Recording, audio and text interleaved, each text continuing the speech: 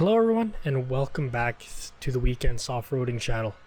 So today we're going to be talking about the Batwing Awning that I recently did a first impression on, and this is to update you on what I've done to make the hinges rigid, because in my previous video I was talking about how the hinge here, I felt like it was a weak point because when I first opened it up this part bent a lot. So originally I had it mounted up with just this L bracket that came with it, and then also the L bracket way down there, as you can see. But when I just had that, this awning, when you would open it up and extend it out, would bend like crazy. It didn't break or it didn't snap, but again, I want to be on the safe side, so I added some rigidity to the awning, and I'll show you what that looks like here now. So what I've added is a L bracket, a metal L bracket that supports 300 pounds.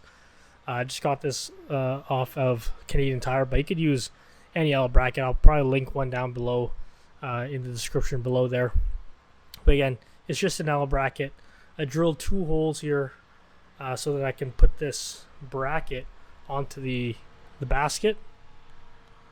See what that looks like there. And then there were already holes in the L bracket here, so I just used some bolts and nuts to hold that into the actual awning. So I slid those bolts and nuts in there, or the bolts in there, and then slid it on, and then I just used the existing holes on this bracket to hold the awning up. Now with this L bracket, I feel much safer. When I open it up, it doesn't bend as much, and it's a lot more rigid because now it has this extra piece holding everything together, making sure that that awning piece does not bend or break.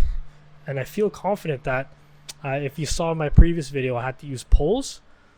I feel confident that if I open this up and fully extend this, I do not need to use the poles anymore, and this can become a freestanding awning. But again, I'll have to do some more testing on that. I've only opened this up once with this new bracket, and from the looks of it, it still bends a little bit, but it doesn't bend as much, and I feel much safer, as I said before. So again, quick video.